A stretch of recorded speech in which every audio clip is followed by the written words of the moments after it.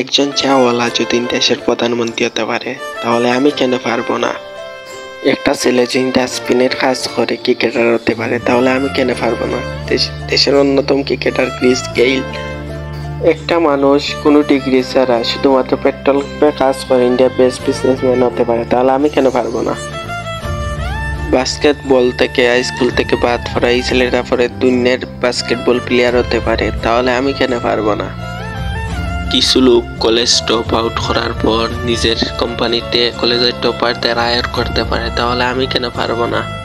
এক ব্যক্তি যাকে লস পেপার কোম্পানি থেকে বাদ দিয়ে দেয় তার মধ্যে নাকি ক্রিয়েটিভিটি কম ছিল, কোনো কিছুই ছিল না, তারপর সেই ব্যক্তি যখন মিডিয়া হাউসের মতো ক্যারেক্টার তৈরি করতে পারে তাহলে আমি কেন পারবো না? একটা মানুষ যখন তার গার্লফ্রেন্ড তার সাথে ব্রেকআপ করে সমস্ত সোশ্যাল সাইট থেকে ব্লক করে দেয়, তারপর সে মানুষ যখন দুনিয়ার সবচেয়ে বড় সোশ্যাল বানাতে পারে ফেসবুক অ্যাকাউন্ট তাহলে আমি এখানে পারবো না। এক ব্যক্তি যখন 999 বার ফেল করে 1000 বার মাথায় বাল্ব আবিষ্কার করে দেখিয়ে দিতে পারে তাহলে আমি এখানে পারবো না। এক ব্যক্তি 2 বার বিজনেসে ফেল হওয়ার পর 8 বারের মাথায় ইলেকশনে হেরে যাওয়ার পর 9 বারের মাথায় আমেরিকার প্রেসিডেন্ট হতে পারে তাহলে আমি এখানে পারবো না।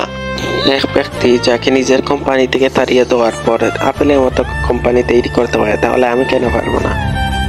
একটা মেয়ে 9 বছর বয়সে সেক্সুয়ালিটি অ্যাবিউজ হওয়ার পর 10 বছর বয়সে প্রেগনেন্ট হওয়ার পর লোকাল ডিভিশন থেকে বের করে দেওয়ার পর অস্কার জিততে পারে এবং কোটি কোটি টাকা ইনকাম করতে পারে, আমি এখানে পারবো না।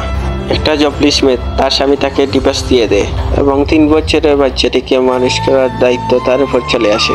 ডিপ্রেশনে যাওয়ার পর ওয়ার্ল্ডের সবচেয়ে নোবেল সিরিজ অর্থাৎ হেলিকপ্টার লেখে ফেলে, যার ফলে সে কোটি কোটি টাকার ইনকাম করে।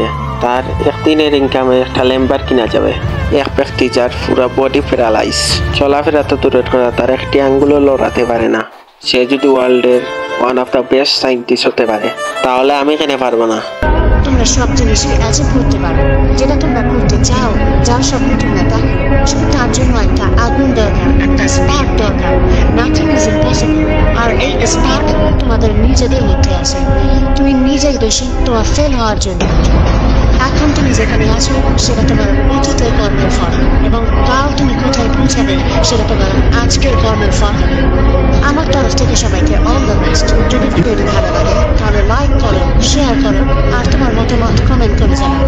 আর যদি প্রথমবার আমার ভয়েস শুনে থাকো তাহলে প্লিজ চ্যানেলটিকে সাবস্ক্রাইব করো আর পজিটিভিটি